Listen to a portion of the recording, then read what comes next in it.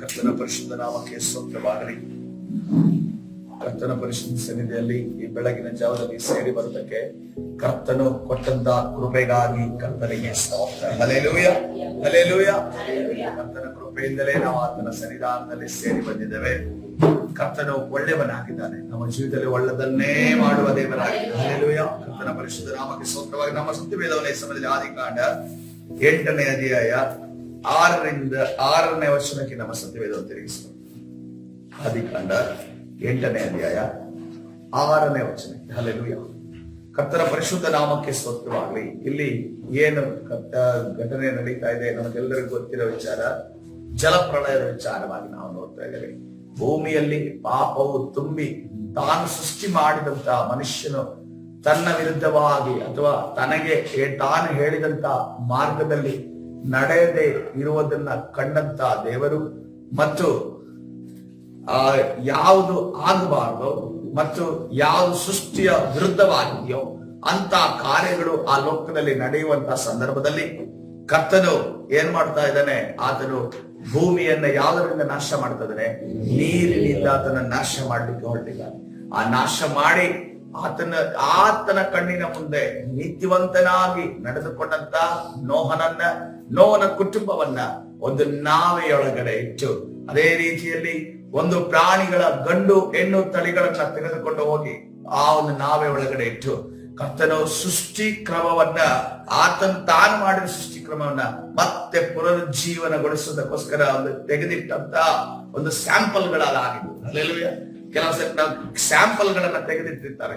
ಅದೇ ರೀತಿಯಲ್ಲಿ ಇದನ್ನ ಸ್ಯಾಂಪಲ್ಗಳಾಗಿ ಕರ್ತನು ಈ ಮನುಷ್ಯ ಕುಲವನ್ನ ಮತ್ತು ಪ್ರಾಣಿ ಪಕ್ಷಿ ಕುಲವನ್ನ ಕೀಟ ಕುಲವನ್ನ ಎಲ್ಲವನ್ನ ಒಂದು ನಾವೇ ಒಳಗಡೆ ಇಟ್ಟನೆ ಎಂದು ನಾವು ನೋಡ್ತೇವೆ. ಇಷ್ಟು ಜಲಪ್ರಳಯ ಆದ ನಂತರ 40 ದಿವಸ ಕಳೆದಿದೆ. 40 ದಿವಸ ಕಳೆದಾಗಿ ಈಗ ಅಲ್ಲಿ ಮಳೆ ನಿಂತು ಹೋಗಿದೆ. ಕೆಳಗಡೆಯಿಂದ ಜಲದ ತೂಗುಗಳು ಹರಿದು ಬರೆದು ನಿಂತು ಹೋಗಿದವೆ. ಈಗ ಯಾವ ಪರಿಸ್ಥಿತಿ ಇದೆ ಹೊರಗಡೆ ತಿಳ್ಕೋಬೇಕು. ಯಾರಿಗೆ? ನೋಹನಿಗೆ ತಿಳ್ಕೋಬೇಕು ಅಂತ ಅಂದಾಗ ಆತರ ಏನ್ ಮಾಡ್ತಾರೆ? 40 ದಿನಗಳಾದ ಮೇಲೆ 6ನೇ ವಚನದಲ್ಲಿ ನೋಹನು ತಾನು ಮಾಡಿದ ನಾವೆಯ ಕಿಟಕಿಯನ್ನು ತೆರೆದು ಕಾಗೆಯನ್ನು ಹೊರಗೆ ಬಿಟ್ಟನು. ಹಲ್ಲೆಲೂಯಾ. ಕರ್ತನ ಪರಿಶುದ್ಧ ನಾಮಕ್ಕೆ ಸ್ತೋತ್ರವಾಗಲಿ. ಕಾಗೆಯನ್ನ ಹೊರಗಡೆ ಬಿಡ್ತಾ ಇದ್ದಾನೆ. ಏನಕ್ಕೆ ಬಿಡ್ತಾ ಇದ್ದಾರೆ ಅಂತಂದ್ರೆ ಭೂಮಿಯ ಪರಿಸ್ಥಿತಿಯನ್ನ ತಿಳಿದುಕೊಳ್ಳೋದಕ್ಕೋಸ್ಕರವಾಗಿ. 7ನೇ ವಚನದಲ್ಲಿ ಭೂಮಿಯ ಮೇಲಿದ್ದ ನೀರು ಒಣಗುವ ತನಕ ಆ ಕಾಗೆ ಹೋಗುತ್ತಾ ಬರುತ್ತಾ ಇತ್ತು. ಭೂಮಿಯಲ್ಲಿ ನೀರು ಮಣ್ಣು ಕಾಣುವವರೆಗೆ, ಒಣಗುವವರೆಗೆ ಆ ಒಂದು ಸುತ್ತಲೂ ಇದ್ದಂತ ಜಾಗದಲ್ಲಿ ಕಾಗೆ ಹೋಗ್ತಾ ಇತ್ತು, ಬರ್ತಾ ಇತ್ತು.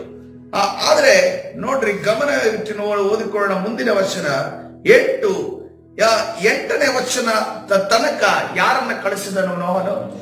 ಕಾಗೆಯನ್ನು ಕಳಿಸಿದನೆಂದು ನಾವು ನೋಡ್ತಾ ಇದ್ದೇವೆ. ಈಗ ಭೂಮಿ ಕಾಣ್ತಾ ಇದೆಯಾ? ಒಣಗುವ ತನಕ, ಅಂದ್ರೆ ಒಣಗಿದ ನಂತರ ಒಣಗುವ ತನಕ ಅದನ್ನ ಯಾರನ್ನ ಕಳಿಸಿದ್ರೆ? ಕಾಗೆಯನ್ನ ಕಳಿಸಿದ. ಆದ್ರೆ ಒಣಗುವ ತನಕ ಹಾಗಾದ್ರೆ 40 ದಿವಸಗಳಾಗಿದ್ದಾವೆ. ಎಷ್ಟೆಷ್ಟೋ ದೊಡ್ಡ ಶರೀರಗಳಾಗಿರಬಹುದು, ಚಿಕ್ಕ ಶರೀರಗಳಾಗಿರಬಹುದು, ಕೀಟಗಳಾಗಿರ್ಬೋದು, ಎಲ್ಲವೂ ಕೂಡ ನೀರಿನಲ್ಲಿ ನಾಶವಾಗಿದ್ದಾವೆ. ನಾಶವಾಗಿ ಅದರ ಪಳೆಯುಳಿಕೆಗಳು ಆ ಭೂಮಿಯಲ್ಲಿರುವಂತದ್ದಾಗಿದೆ. ಈ ಕಾಗೆಯ ಆಹಾರದ ಪದ್ಧತಿಯನ್ನು ನಾವು ಗಮನಿಸೋದಾದರೆ ಅದು ಮಿಶ್ರ ಆಹಾರವನ್ನು ತಿನ್ನುವಂತ ಪ್ರಾಣಿ. ಅದಕ್ಕಿಂತ ಹೆಚ್ಚಿನದಾಗಿ ಈ ಕೊಳೆತಂತ ವಿಚಾರಗಳನ್ನ, ಸತ್ತಂತ ವಿಚಾರಗಳನ್ನ ತಿನ್ನುವಂತ ಇದು ಹದ್ದು ಮತ್ತು ಗಿಡಗ, ಈ ಇಷ್ಟು ಪಕ್ಷಿಗಳು ಈ ಸತ್ತಂತ ವಿಚಾರವನ್ನ ಅಥವಾ ಕೊಳೆತಂತ ವಿಚಾರವನ್ನ ಅಥವಾ ಮಾಂಸಾಹಾರವನ್ನ ಅಥವಾ ವೆಜ್ ಅನ್ನ ಅಥವಾ ಸ್ವೀಟ್ ಯಾವುದನ್ನೇ ಆಗ್ಲಿ ಅದು ತಿನ್ನುವಂತ ಪ್ರಾಣಿ ಯಾವ್ದಾಗಿದೆ? ಕಾಗೆ ಆಗಿದೆ. ಇಲ್ಲಿ ನಾವು ಗಮನಿಸಬೇಕಾದ ವಿಚಾರ ಏನಂತಂದ್ರೆ, ಕಾಗೆ ಎಂತ ಒಂದು ಪ್ರಾಣಿ, ಯಾವುದನ್ನ ನೋಹನು ಹೊರಗಡೆ ಕಳಿಸ್ತಾ ಇದ್ದಾನೆ ಅನ್ನೋದು ಪ್ರಾಮುಖ್ಯ ಆಗಿದೆ. ಯಾಕಂತಂದ್ರೆ ಕಾಗೆ ಶುಭ್ರವಾದ ಆಹಾರವನ್ನು ತಿನ್ನುವಂತ, ಅದಕ್ಕೆ ಯಾವುದು ಶುದ್ಧ ಅಶುದ್ಧ ಏನು ಗೊತ್ತಿಲ್ಲ. ಯಾವುದನ್ನು ಬೇಕಾದ ತನ್ನ ಹೊಟ್ಟೆಯನ್ನು ತುಂಬಿಸಿಕೊಳ್ಳುವುದಕ್ಕೆ ಏನು ಬೇಕನ್ನಾದರೂ ತಿನ್ನುತ್ತದೆ. ಮುಂದೆ ಓದೋಣ. ಇದು ಕಾಗೆ ವಿಚಾರ ಆಯ್ತು. ಹೀಗಿರಲಾಗಿ ನೀರು ಇಳಿಯುತ್ತೋ ಇಲ್ಲವೋ ಎಂದು ತಿಳ್ಕೊಳ್ಳುವುದಕ್ಕೆ ನೋಹನು ಪಾರಿವಾಳವನ್ನು ಹೊರಕ್ಕೆ ಬಿಟ್ಟನು. Hallelujah, hallelujah. ಕಾಗೆಯನ್ನ ಬಿಟ್ಟ ನಂತರ ಅದು ಹೊರಗಡೆ ಬರ್ತಾ ಹೋಗ್ತಾ ಇತ್ತು ಅಂತ ಅನ್ಕೊಂಡು ಹೇಳಿದೆ. ನೆಕ್ಸ್ಟ್ ಅದು ಎಲ್ಲೂ ಹೋಯ್ತು ಅಂತ ಹೇಳಿಲ್ಲ. ಆದರೆ ಈ ಅನೇಕ ವಾಕ್ಯವನ್ನು ವಿಶ್ಲೇಷಣೆ ಮಾಡುವವರು ಏನ್ ಹೇಳ್ತಾರೆ? ಆ ಕಾಗೆ ಹಿಂದೆ ಬಂದಿಲ್ಲ ಅಂತ ಅನ್ಕೊಂಡು ಹೇಳ್ತಾರೆ. ಯಾಕೆ ಅಂತಂದ್ರೆ ಸತ್ತ ಪ್ರಾಣಿಗಳು ಭೂಮಿಯಲ್ಲಿ ಬಿದ್ದು ಅದರ ಆ ಪಳೆಯುಳಿಕೆಗಳು ಇದ್ದದರಿಂದ ಅವು ಅದನ್ನೇ ತಿಂದುಕೊಂಡು ಅದು ಜೀವನ ಮಾಡೋದಕ್ಕೆ ಪ್ರಾರಂಭಿಸುತ್ತದೆ ಅಂತ ನೋಡುತ್ತೇವೆ. ಅದು ಯಾವುದೇ ಕಾರಣ ಅದು ಮತ್ತೆ ತಿರುಗಿ ನೋವನಿಗೆ ಬೇಕಾದ ಇನ್ಫಾರ್ಮೇಶನ್ ರಿಟರ್ನ್ ತರಲಿಲ್ಲ ಅದನ್ನು ಗಮನಿಸ್ತೇವೆ. ಆ ಒಂದು ವಿಶ್ಲೇಷಣೆ ಆ ರೀತಿಯಲ್ಲಿ ಹೇಳ್ತದೆ. ಇಲ್ಲಿ ಪಾರಿವಾಳದ ವಿಚಾರ ನೋಡೋಣ. ನೀರು ಹಿಡಿಯುತ್ತೋ ಇಲ್ಲವೋ ಎಂದು ತಿಳ್ಕೊಳ್ಳುವುದಕ್ಕೆ ನೋಹನು ಪಾರಿವಾಳವನ್ನು ಹೊರಕ್ಕೆ ಬಿಟ್ಟನು.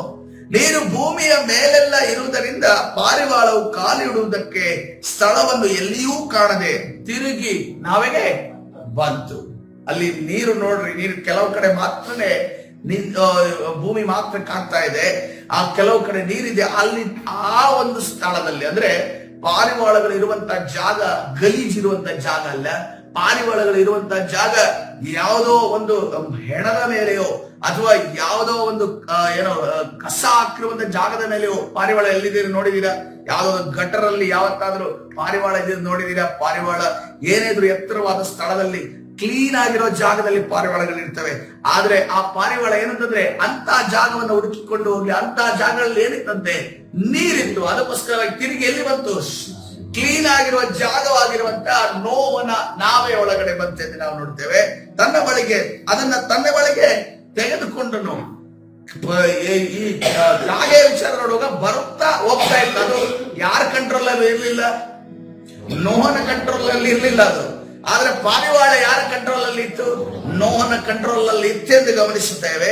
ಇನ್ನೂ 7 ದಿವಸ ತಡೆದು 7 ದಿವಸ ಬಿಟ್ಟು ಪಾರಿವಾಳವನ್ನು ತಿರುಗಿ ಹೊರಕ್ಕೆ ಬಿಟ್ಟನು. ನೋಡ್ರಿ, ಹೊರಕ್ಕೆ ಬಿಡುವುದಕ್ಕೂ ಕೂಡ ಬೇರೆ ಯಾವ್ದಾದ್ರು ನೋಡ್ರಿ, ಆಹಾರವನ್ನ ನಮ್ಮ ಬೆಕ್ಕನ್ನ ನೋಡ್ರಿ, ಆಹಾರವನ್ನ ಇಟ್ಟಿವಿ, ಬೆಕ್ಕನಲ್ಲಿ ಕಟ್ಟಿದ್ರೆ ಅದು ಏನ್ ಮಾಡುತ್ತೆ? ಮೀರಿ ಒಂದು ಮನುಷ್ಯನ ಅಪ್ಪಣೆಯನ್ನ ಮೀರಿ ಬಂದು ತಿನ್ನುತ್ತೆ. ಆದ್ರೆ ಇಲ್ಲಿ ಪಾರಿವಾಳ ಅದಕ್ಕೆ ಹಾರುವುದಕ್ಕೆ ಶಕ್ತಿ ಇದೆ, ಹಾರುವುದಕ್ಕೆ ಬಲ ಇದೆ, ಹಾರುವುದಕ್ಕೆ ರೆಕ್ಕೆ ಇದೆ, ಆದರೂ ಕೂಡ ಅದು ಯಾವುದೇ ರೀತಿಯಲ್ಲಿ ಮೀರಿ ಹೋಗಿಲ್ಲ. ಇದು ಏನ್ ಮಾಡ್ತಾ ಇದೆ? ನೋಹನ ಇನ್ಸ್ಟ್ರಕ್ಷನ್ ಗೋಸ್ಕರ ಇಲ್ಲಿ ಕಾಯ್ತಾ ಇದೆ. ಪಾರಿವಾಳ ಏನ್ ಮಾಡ್ತದೆ? ನೋಹನ ಇನ್ಸ್ಟ್ರಕ್ಷನ್ ಪ್ರಕಾರವಾಗಿ 7 ದಿವಸ ನಂತರ ಮತ್ತೆ ಹೊರಕ್ಕೆ ಕಳುಹಿಸಲ್ಪಡುತ್ತದೆ. ಸಂಜೆಯಲ್ಲಿ ಆ ಪಾರಿವಾಳವು ಅವನ ಬಳಿಗೆ ತಿರುಗಿ ಬರಲು ಆಹಾ, ಅದರ ಬಾಯಲ್ಲಿ ಎಣ್ಣೆ ಮರದ ಹೊಸ ಚಿಗುರು ಇತ್ತು.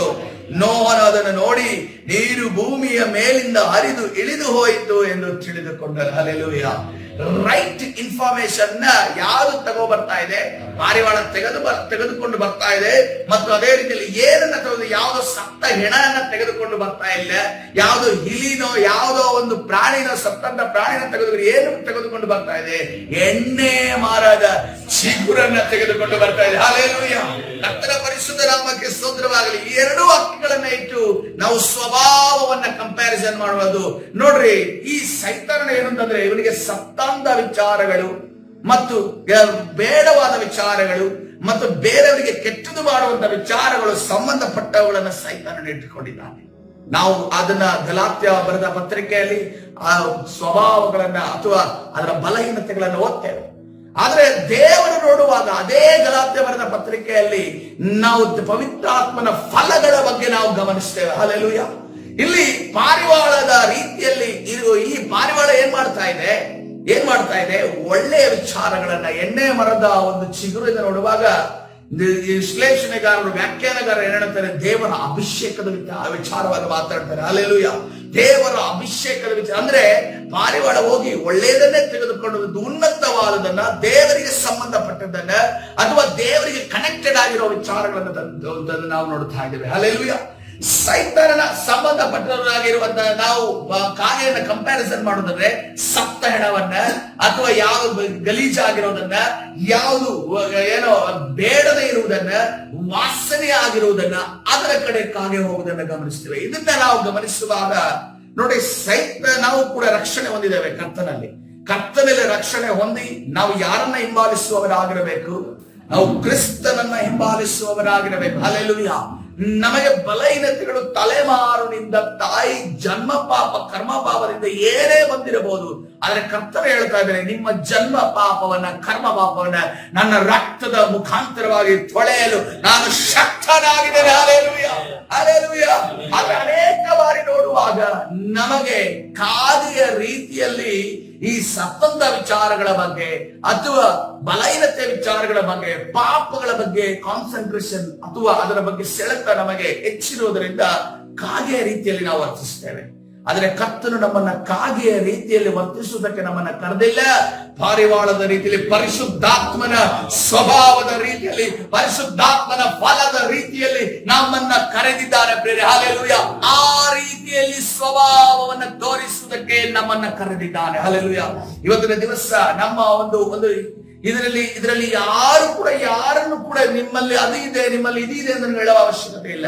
ನೀನು ನಿನ್ನ ದೇವರ ಸನ್ನಿಧಾನದಲ್ಲಿ ನಿಂತ ಕೂಡಲೇ ನಿಮಗೇನಂದ್ರೆ ಒಂದು X ray machine, MRI machine open ಆದಂಗೆ ಅದೇನಾಗ್ತದೆ, ನಮಗೆಲ್ಲವನ್ನ ತಿಳಿಸುವಂತದ್ದು. ಯಾಕಂದ್ರೆ ಆತನ ಪರಿಶುದ್ಧನ ಪ್ರಿಯರೇ. ಹಲ್ಲೆಲೂಯ. ಆತನು ಯಾರಿಗೂ ಬೇಕಾದ್ರೆ ಕೈ ತೋರಿಸಬಹುದು, ಆದ್ರೆ ಆತನ ಕೈ ತೋರಿಸ್ತಾ ಇಲ್ಲ. ಹಲ್ಲೆಲೂಯ. ಅದನ್ನು ಕ್ಷಮಿಸ್ತಾ ಇದ್ದಾನೆ, ಅದನ್ನು ದಯೆಯಿಂದ ಕಾಯ್ತಾ ಇದ್ದಾನೆ, ಅದನ್ನು ಕರುಣೆಯಿಂದ ಕಾಯ್ತಾ ಇದ್ದಾನೆ. ಇವತ್ತಿನ ದಿವಸವೂ ಕೂಡ ನನ್ನ ಮಕ್ಕಳು ಪರಿಶುದ್ಧರಾಗಿ ಸಿದ್ಧರಾಗಿ ನನ್ನ ಮುಂದೆ ಬಂದು ನಿಲ್ಲುತ್ತಾರೆ ಎನ್ನುವಂತ ನಿರೀಕ್ಷೆ ಆತನಿಗಿದೆ. Hallelujah, hallelujah. ಅದಕ್ಕೆ ನೋಡಿ, ಯೋಹಾನನ ಸುವಾರ್ತೆ 6ನೇ ಅಧ್ಯಾಯ 66ನೇ ವಚನವನ್ನು ನೋಡುವಾಗ ಅಲ್ಲಿ ಏನ್ ನಡೀತಾ ಇದೆ? ಕರ್ತನು ತನ್ನ ದೇಹದ ವಿಚಾರವಾಗಿಯೂ, ದೇಹವನ್ನ ಸೇವಿಸುವುದರ ವಿಚಾರವಾಗಿಯೂ, ತಾನು ಮರಣಕ್ಕೆ ತನ್ನನ್ನು ಒಪ್ಪಿಸಿಕೊಡುವುದರ ವಿಚಾರವಾಗಿ ಹೇಳುವಾಗ ಅಲ್ಲಿ ಏನ್ ನಡೀತಾ ಇದೆ? ಅದಕ್ಕಿಂತ ಮುಂಚೆ ಒಂದು ಘಟನೆ ನಡೀತದೆ. 5 ರೊಟ್ಟಿ 2 ಮೀನಿನ ಒಂದು ದೊಡ್ಡ ಅದ್ಭುತ ನಡೆಯುತ್ತೆ. ಅದು ಅದ್ಭುತ ನೋಡಿ, ಇವರಿಗೆ ಪ್ರತಿ ಸಾರಿ ಕೂಡ ಯೇಸು ಕ್ರಿಸ್ತನ ಜೊತೆ ಇದ್ರೆ ನಮಗೆ ಹೊಟ್ಟೆಗೆ ಏನೂ ತೊಂದರೆ ಇಲ್ಲ, ನಮ್ಮ ಕುಟುಂಬಕ್ಕೂ ಕೂಡ. ಯಾಕಂತಂದ್ರೆ ದೇವರು ಎಷ್ಟು ಸಫಿಶಿಯಂಟ್ ಕೊಟ್ಟರು ಅಂತಂದ್ರೆ, ಶಿಷ್ಯರಿಗೆ ಗಮನಿಸ್ತೀರಿ, ಇವರು ತಿಂದು ಮಿಕ್ಕಿದ ಎಷ್ಟದ್ದೆ 12 ಪುಟ್ಟಿ, 12 ಮೀನು 12 ರೊಟ್ಟಿ ಅಲ್ಲ, 12 ಪುಟ್ಟಿ ಉಳಿದಿದೆ. ಹಲ್ಲೆಲೂಯ. ಒಂದು ವಾರ ಫ್ರಿಡ್ಜ್ ಅಲ್ಲಿ ಇಟ್ಟು ತಿನ್ನುವಷ್ಟು ಆಹಾರವನ್ನ ಕರ್ತನ ಉಳಿಸಿ ಯಾರ ಕೈ ಕೊಟ್ಟಿದ್ದಾರೆ? ಶಿಷ್ಯರಿಗೆ ಕೊಟ್ಟಿದ್ದಾರೆ. ಹಲ್ಲೆಲೂಯ. ಕರ್ತನ ಪರಿಶುದ್ಧ ನಾಮಕ್ಕೆ ಸ್ತೋತ್ರವಾಗಲಿ. ನಮ್ಮ ಈ ಕೇಕ್ ಅನ್ನ ಹಂಚುವಂತ ಮತ್ತು ನಮ್ಮ ಯವನಸ್ಥರಿಗೂ ನಾನು ಹೇಳ್ತೀನಿ. ಹೇಗೆ ಅಂತಂದ್ರೆ, ಅಲ್ಲಿ ತನಕ ಮಧ್ಯಾಹ್ನ ತನಕ ಯಾವ ಒಂದು ಕೇಕ್ ಪೀಸ್ ಅನ್ನು ಕೂಡ ಮುಟ್ಟೋದಿಲ್ಲ. ಸ್ಟಾರ್ಟಿಂಗ್ ಸ್ವಲ್ಪ ಆ ಕಡೆ ಈ ಕಡೆ ಆಗ್ತಾ ಇತ್ತು. ನಾನು ಹೇಳಿದೆ ಸ್ಟ್ರಿಕ್ಟ್ ಆಗಿ ಮಧ್ಯಾಹ್ನ ತನಕ ನೀವು ಕೇಕ್ ಪೀಸ್ ನ ಮುಟ್ಟಬಾರದು ಕೂಡ. ಯಾಕೆಂತಂದ್ರೆ ಯಾರಿಗೂ ಕೂಡ ಅನಿಸ್ಬಾರ್ದು ನಮ್ಮ ಹುಡುಗರು ತಿಂದು ಕೇಕ್ ಅನ್ನ ಖಾಲಿ ಮಾಡುದು ಅಂತ ಅನ್ಕೊಂಡು ಅನಿಸ್ಬಾರ್ದು. ಆದ್ಮೇಲೆ ಅವರ ಪರ್ಮಿಷನ್, ಯಾರು ಅದನ್ನ ಆರ್ಡರ್ ಕೊಟ್ಟು ಯಾರು ಹಂಚುದಕ್ಕೆ ಹೇಳಿದ್ರು ಅವರ ಪರ್ಮಿಷನ್ ಮೇಲೆ ನಮಗೆ ಮುಂದೆ ಯಥೇಚ್ಛವಾದ ಆ ಕೇಕ್ಗಳಾಗಿರ್ಬೋದು, ಏನೇ ಬಂದ್ರು ನೀವು ಅದನ್ನ ಸೇವಿಸಿರಿ, ಎಷ್ಟು ಬೇಕಾದ್ರೆ ಸೇವಿಸಿರಿ. ಯಾಕಂದ್ರೆ ಅದು 12 ಪುಟ್ಟಿ ಆಗಿದೆ. ಹಲ್ಲೆಲೂಯ. 12 ಪುಟ್ಟಿ ನಿಮಗೋಸ್ಕರ ಕೊಟ್ಟಿದ್ದಾಗಿದೆ. ಹಲ್ಲೆಲೂಯ. ಅದೇ ರೀತಿಯಲ್ಲಿ ನಾವು ಕರ್ತನ ಮೇಜಿನಲ್ಲಿ ಭಾಗ ಕೊನೆಗೆ ಕರ್ತನ ಮೇಜು ರೊಟ್ಟಿ ಮತ್ತು ದ್ರಾಕ್ಷಾರಸ ಹೆಚ್ಚಾಗಿರುತ್ತೆ. ಯಾರು ಬೇಕಾದ್ರೂ ಬಂದು ಕುಡಿಬಹುದು, ಅದಕ್ಕೇನಿದಿಲ್ಲ. ಆದ್ರೆ ಭಯ ಭಕ್ತಿಯಿಂದ ಪ್ರಾರ್ಥನೆಯಿಂದ ಅದನ್ನ ತೆಗೋಬೇಕಾದಂತ ಅವಶ್ಯಕತೆ ಇದೆ. ಆದ್ರೆ ಕರ್ತನು ಅದನ್ನ ಯವನಸ್ಥರಿಗೆ ಆತನ ಅವಕಾಶ ಕೊಟ್ಟಿದ್ದಾನೆ. ಕರ್ತನು ಆ ಒಂದು ಬಲದಿಂದ, ಸಾಮರ್ಥ್ಯದಿಂದ, ಅಭಿಷೇಕದಿಂದ ಯವನ ಮಕ್ಕಳನ್ನ ಕರ್ತನು ತುಂಬಿಸ್ತಾ ಇದ್ದಾನೆ. ಇದಕ್ಕೂ ಕೂಡ ಹಿರಿಯರು ಬರಬಾರದು ಅಂತ ಏನಿಲ್ಲ. ಆದ್ರೆ ವಿವೇಚನೆ ಇಟ್ಟು ಕರ್ತನ ಭಯಭಕ್ತಿಯಿಂದ ಅದನ್ನ ಸೇವಿಸೋದಾದ್ರೆ ಎಲ್ಲರಿಗೂ ಕೂಡ ಅದು ಅವೈಲೇಬಲ್ ಆಗಿದೆ. Hallelujah, hallelujah. ಅದೇ ರೀತಿಯಲ್ಲಿ 12 ಪುಟ್ಟಿಯನ್ನ ದೇವರು ಕೊಟ್ಟು ಸಮೃದ್ಧಿಗೊಳಿಸಿದರು. ಇವ್ರೇನ್ ಅಂದುಕೊಂಡ್ರು? ಮನೆಯಲ್ಲಿ ಅಡಿಗೆ ಮಾಡೋದೇ ಬೇಡ, ನಾವು ಎಲ್ಲಿ ಸುತ್ತಾಡೋದು ಬೇಡ, ಎಲ್ಲಿ ಇದು ಮಾಡೋದು ಬೇಡ. ಕರ್ತನು ಹೋದ್ರೆ ಒಳ್ಳೊಳ್ಳೆ ಪ್ಲೇಸ್ಗೆ ಹೋಗ್ತಾರೆ. ಗಲಿಲಾಯಕ್ಕೆ ಹೋಗ್ತಾರೆ, ಕಪೆರ್ನೌಮಿಗೆ ಹೋಗ್ತಾರೆ, ಆದ್ಮೇಲೆ ಎಣ್ಣೆ ಮರದ ಬೆಟ್ಟಕ್ಕೆ ಹೋಗ್ತಾರೆ. ಇಂತಹ ಸ್ಥಳಗಳಲ್ಲಿ ನಮ್ಗೆ ನೋಡೋದಕ್ಕೂ ಬಹಳ ಚೆನ್ನಾಗಿರೋ ಪ್ಲೇಸ್ಗಳು. ಯಾಕಂದ್ರೆ 1.5 ಲಕ್ಷ ಖರ್ಚು ಮಾಡಿ ಈಗ ಇಡೀ ಲೋಕದ ಜನರು ಆ ಇಸ್ರೇಲ್ ನೋಡಕ್ ಹೋಗ್ತಿದ್ದಾರೆ. ಅವತ್ತಿನ ದಿವಸ ಆಲೋಚನೆ ಮಾಡ್ತೀವಿ, ಫ್ರೀ ಆಗಿ ಕರ್ತನು ಆತನ ಹೊಟ್ಟೆಗೂ ಚೆನ್ನಾಗಿ ಊಟ ಕೊಟ್ಟು ಅವರನ್ನ ಎಲ್ಲರನ್ನು ಕೂಡ ಒಂದು ಕಡೆ ಗುಂಪಾಗಿ ಕರ್ಕೊಂಡು ಹೋಗ್ತಾ ಇದ್ರು. ಇದೇ ರೀತಿ ಟೂರ್ ಹೊಡಿತಾ ಇದ್ದಿದೆ. ಇವರು ಕರ್ತನೆಗೆ ಗೊತ್ತಾಯ್ತು, ಇವರು ಯಾವುದೇ ಕಾರಣ ನನ್ನ ವಾಕ್ಯಕ್ಕೋಸ್ಕರ ಬರ್ತಾ ಇಲ್ಲ, ಇವರು ನನ್ನ ಜೊತೆ ಬರ್ತಾ ಇದ್ರು ಟೂರ್ಗೋಸ್ಕರವಾಗಿ, ಚೆನ್ನಾಗಿ ರೊಟ್ಟಿ ಮೀನು ತಿನ್ನುವುದಕ್ಕೋಸ್ಕರ ಆಗಿದೆ ಅನ್ಕೊಂಡು ಗೊತ್ತಾದಾಗ ಕರ್ತನೆ ಹೇಳ್ತಾ ಇದ್ದಾರೆ, ತನ್ನ ದೇಹದ ಬಗ್ಗೆ ಹೇಳ್ತಾ ಇದ್ದಾರೆ. ಯಾವುದನ್ನ ನೀವು ಸೇವಿಸಬೇಕು, ಯಾವುದನ್ನ ಸೇವಿಸಿ ನೀವು ಕೈಗೊಂಡು ನಡೆಯಬೇಕು ಅಂತ ಅನ್ಕೊಂಡು ಗೊತ್ತಾದಾಗ ಕರ್ತನೆ ಹೇಳ್ತಾ ಇದ್ದಾನೆ, ನೀವು ನನ್ನ ದೇಹವನ್ನ ಸೇವಿಸಿರಿ. ಆವಾಗ ಇವರಿಗೆಲ್ಲ ಕನ್ಫ್ಯೂಷನ್, ಗೊಂದಲ ಆದಾಗ ಯೋಹನ ಸುವಾರ್ತೆ 6ನೇ ಅಧ್ಯಾಯ 66ನೇ ವಚನದಲ್ಲಿ ಕೆಲವರು ಒಂದು ನಿರ್ಧಾರಕ್ಕೆ ಬಂದ್ಬಿಡ್ತಾರೆ, ಇದು ಆಗೋದಿಲ್ಲ, ಇದು ಇನ್ನು ಮುಂದೆ ಇದು ಭಾರಿ ಕಷ್ಟ ಇದೆ, ಏನೋ ಕಂಡೀಷನ್ ಇಲ್ಲದೆ ಕರ್ತನು ನಮ್ಮನ್ನ ಟೂರ್ಗೆ ಕರ್ಕೊಂಡು ಹೋಗ್ತಾರೆ ಅಂತ ಅಂದುಕೊಂಡ್ರೆ, ಅಂದಿನಿಂದ ಆತನ ಶಿಷ್ಯರಲ್ಲಿ ಅನೇಕರು ಹಿಂಜರಿದು ಆತನ ಕೂಡ ಸಂಚಾರ ಮಾಡುವುದನ್ನು ಬಿಟ್ಟರು. ಹಲ್ಲೆಲೂಯಾ. ಯಾಕೆ ಬಿಟ್ಟಿರ್ಬೋದು? ನನ್ನ ದೇಹವನ್ನ ತಿನ್ನಬೇಕು. ತನ್ನ ದೇಹದಲ್ಲಿ ಏನಿದೆ? ಬಾಸಂಡೆಗಳಿದಾವೆ. ಆ ಬಾಸಂಡೆಗಳನ್ನ, ಆ ಕಷ್ಟಗಳನ್ನ, ವೇದಗಳನ್ನ ಅನುಭವಿಸಿ ಶಿಲುಬೆಯನ್ನು ಹೊತ್ತು ಬರಬೇಕು ಅಂತ ಅನ್ಕೊಂಡು ಕೇಳಿದಾಗಲೇ ಇವರಿಗೆ ಏನ್ ಅನ್ಸ್ತಾ ಇದೆ? ಇದೆಲ್ಲ ಸಾಧ್ಯ ಆಗಲ್ಲ, ನಮಗೆ ಕಷ್ಟಗಳು, ನೋವುಗಳು, ವೇದನೆ, ಬಾಧೆ, ಕಣ್ಣೀರು ಇದೆಲ್ಲ ಯಾವುದೂ ಆಗಲ್ಲ, ನಮಗೆ ಜಾಲಿ ಮಾಡಬೇಕು ಅಂತ ಅನ್ಕೊಂಡು ರೊಟ್ಟಿ ಮೀನು ತಿನ್ಕೊಂಡು ಒಂದು ಕಡೆಯಿಂದ ಒಂದು ಕಡೆ ಎಲ್ಲ ತಿರುಗಾಡಿಕೊಂಡು ನಮ್ಮ ಮಕ್ಕಳಿಗೂ ಟೂರ್ ಮಾಡ್ಕೊಂಡು ತಿರುಗಾಡಬೇಕು ಅಂತ ಅನ್ಕೊಂಡು ಹೇಳಿದಾಗ, ಆ ಒಂದು ಪರಿಸ್ಥಿತಿ ಇದ್ದಾಗ ಮಾತ್ರ ನಮ್ಗೆ ಆಗುತ್ತೆ. ಇಲ್ಲ ಅಂತಂದ್ರೆ ನಮ್ಗೆ ಸಾಧ್ಯ ಇಲ್ಲ ಅಂತ ಅನ್ಕೊಂಡು ಯಾರು ಡಿಸೈಡ್ ಮಾಡ್ತಿದ್ದಾರೆ? ಈ ಒಂದು ಗುಂಪು ಡಿಸೈಡ್ ಮಾಡ್ತಾ ಇದೆ. ಅದೇ ರೀತಿಯಲ್ಲಿ ಈ ದಿನಮಾನಗಳಲ್ಲಿ ಕೂಡ ದೇವರ ಸನ್ನಿಧಾನದಲ್ಲಿ ಕೂತವರು, ಅವರಿಗೆ ಜಾಲಿ ಬೇಕು, ಮನರಂಜನೆ ಬೇಕು. ಮನರಂಜನೆ, ಜಾಲಿ ಇದ್ರೆ ಮಾತ್ರನೇ, ಆ ಲೋಕದಲ್ಲಿ ಸಿಗೋದನ್ನ ಇಲ್ಲಿ ಸಿಕ್ಕಿದ್ರೆ ಮಾತ್ರನೇ ಅವರು ಇಲ್ಲಿ ಕೂಡ ಯೇಸು ಕ್ರಿಸ್ತನ ಹಿಂಬಾಲಿಸುವ ಅನ್ನುವಂತ ಡಿಸಿಷನ್ ಮೆಂಟಾಲಿಟಿ ಇರುವವರಿದ್ದಾರೆ. ಅದಕ್ಕೋಸ್ಕರ ಕೆಲವು ಸಭೆಗಳು ಏನ್ ಮಾಡ್ತಾ ಇದ್ದಾರೆ? ಲೋಕದಲ್ಲಿರುವಂತಹ ಮನರಂಜನೆಯನ್ನ ಎಲ್ಲಿ ತರ್ತಾ ಇದ್ದಾರೆ? ಸಭೆಯಲ್ಲಿ ತರ್ತಾ ಇದ್ದಾರೆ. ಏನ್ ಹೇಳ್ತಾ ಇದ್ದಾರೆ? ಇಲ್ಲಿ ಮನರಂಜನೆ ಇಲ್ಲ ಅಂದ್ರೆ ಲೋಕದವ್ರು ಹೆಂಗ್ ಬರ್ತಾರೆ ಅಂತ ಕೇಳ್ತಾ ಇದ್ದಾರೆ. ದೇವರು ಮನರಂಜನೆಯನ್ನ ಉಂಟು ಮಾಡೋದಕ್ಕೆ, ಮನರಂಜನೆಯ ಪ್ರೋಗ್ರಾಮ್ ಅನ್ನ ಸ್ಟಾರ್ಟ್ ಮಾಡೋದಕ್ಕೆ ದೇವರು ನಮ್ಮನ್ನ ಸಭೆಯನ್ನ ಕರೆದಿಲ್ಲ. ಸಭೆಯನ್ನ ಕರೆದಿರೋದು ಏನದಕ್ಕಾಗಿ? ಆತನ ವಾಕ್ಯ, ಶುದ್ಧ ವಾಕ್ಯ, ಪಾರಮಾರ್ಥಿಕ ಹಾಲನ್ನ ಸಭೆಯ ಜನರಿಗೆ ಕೊಡುವುದಕ್ಕೋಸ್ಕರವಾಗಿ. Hallelujah, hallelujah. ಮನರಂಜನೆಗೋಸ್ಕರ ನಮ್ಮ ಒಂದು ಸಭೆಯಲ್ಲಿ ಕೂಡ ಕೆಲವು ಕಾರ್ಯಕ್ರಮಗಳು ನಡೀತಾ ಇತ್ತು. ಅದು ಸಡನ್ ಆಗಿ ಸ್ಟಾಪ್ ಆಯ್ತು. ಅನೇಕರಿಗೆ ಪ್ರಶ್ನಾತೀತವಾಯ್ತು, ಇದೇನಪ್ಪ ಸಡನ್ ಆಗಿ ಸ್ಟಾಪ್ ಆಯ್ತಲ್ಲ. ಆದರೆ ಕರ್ತನು ಬೆಳವಣಿಗೆ ಬಂದಾಗ ನೋಡ್ರಿ, ಮಗು ಚಿಕ್ಕ ಇರುವಾಗ ಒಂದು ಬಾಟ್ಲ್ ಅಲ್ಲಿ ಇಟ್ಕೊಂಡು ಹಾಲು ಕುಡಿಯುತ್ತೆ. ಅದೇ ಮಗು 16-20 ವರ್ಷ ಆದರೂ ಕೂಡ ಹಾಲು ಕುಡಿದ್ರೆ ಅದೇನಂತಾರೆ, ಇವ್ನಿಗೆ ಏನಾಗಿದೆ, ಇವನಿಗೆ ತಂದೆ ತಾಯಿಗಾದ್ರೂ ಸ್ವಲ್ಪ ಸರಿಯಾಗಿ ಹೇಳಕ್ಕಾಗಿಲ್ವಾ ಅಂತ ಅನ್ಕೊಂಡು ಕೇಳ್ತಾರೆ. ಆದ್ರೆ ದೇವರು ನಮ್ಮ ಸಭೆಗೆ ಒಂದು ಬೆಳವಣಿಗೆಯನ್ನ ಕೊಟ್ಟಿದ್ದಾರೆ. ಅದೇ ರೀತಿಯಲ್ಲಿ ನಮ್ಮ ವಿಶ್ವಾಸಿಗಳಿಗೆ ಒಂದು ಬೆಳವಣಿಗೆ ಕೊಟ್ಟಿದ್ದಾರೆ. ಕರ್ತನ ಸನ್ನಿಧಾನದಲ್ಲಿ ನಮ್ಮ ಸೇವಕರಿಗೆ ಏನ್ ಸಂತೋಷ ಅಂತಂದ್ರೆ, ನಾವು ನಡೆಸುವಂತ ವಿಶ್ವಾಸಿಗಳ ನಮ್ಮ ಜೊತೆ ಬೆಳವಣಿಗೆ ಹೊಂದಿ ನಡೀತಾ ಇದ್ರೆ. ಹಲ್ಲೆಲೂಯಾ. ಯಾರು ಅಂಗಊನವಾದವರಿಲ್ಲ. ಹಲ್ಲೆಲೂಯಾ. ಯಾರು ಅದರ ವಿರುದ್ಧ ಅದನ್ನ ಬಯಸುತ್ತಾರೋ ಅವರಿಗೆ ಏನಂತಂದ್ರೆ, ಈಗಲೂ ಕೂಡ ತೆವಳಿಕೊಂಡೆ ಅಥವಾ ಅಂಬೆಗಾಲಲ್ಲಿ ಹೋಗೋದಕ್ಕೆ ಇಷ್ಟ ಇರುವವರು ಮಾತ್ರವೇ ಅದನ್ನ ಕೇಳ್ತಾರೆ. ನಾನು ಕಾಲಲ್ಲಿ ನಡಿಬೇಕು,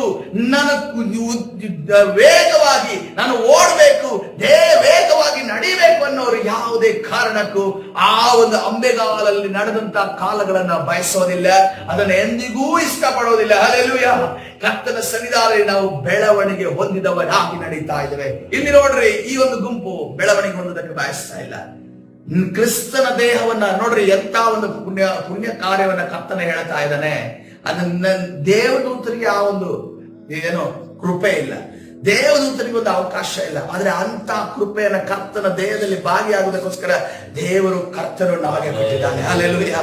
ನಮಗೆ ಕೊಟ್ಟಿದ್ದಾನೆ ಕರ್ತನ ಸನ್ನಿಧಾನ. ನಾವು ಆ ಕರ್ತನ ಸನ್ನಿಧಾನದಲ್ಲಿ ಆ ಕರ್ತನ ದೇಹದ ಮುಂದೆ, ರಕ್ತದ ಮುಂದೆ ಬರುವಾಗ ನಾವು ಏನೇ ಪಾಪ ಮಾಡಿರ್ಬೋದು, ಕರ್ತನೆ ನನ್ನನ್ನ ಕ್ಷಮಿಸು, ನನಗೆ ನಿನ್ನ ದೇಹದಲ್ಲಿ, ರಕ್ತದಲ್ಲಿ ಭಾಗಿಯಾಗುವುದಕ್ಕೆ ಅವಕಾಶ ಕೊಡು ಸ್ವಾಮಿ ಎಂದು ಕೇಳ್ತೇವೆ. ಹಲ್ಲೆಲೂಯಾ. ಕರ್ತನ ಸನ್ನಿಧಾನ ನಮ್ಮನ್ನ ತಗ್ಗಿಸಿಕೊಂಡವರಾಗಿ ನಾವು ತೆಗೆದುಕೊಳ್ಳುವಾಗ ಅದರಲ್ಲಿ ಒಂದು ಆತ್ಮಿಕ ಆರೋಗ್ಯ, ಅದೇ ರೀತಿಯಲ್ಲಿ ಶಾರೀರಿಕ ಆರೋಗ್ಯ ನಮ್ಮ ದೇಹವನ್ನ ಪ್ರವೇಶ ಮಾಡುವಂತದಾಗಿದೆ. ಆದ್ರೆ ನೋಡ್ರಿ, ಇಲ್ಲಿ ಇನ್ನೊಂದು ಗುಂಪಿದೆ. ನಮ್ಮ ರೀತಿಯಲ್ಲೇ ಪಾರಮಾರ್ಥಿಕ ಹಾಲನ್ನ, ದೇವರ ವಾಕ್ಯವನ್ನ ಬಯಸುವವರು.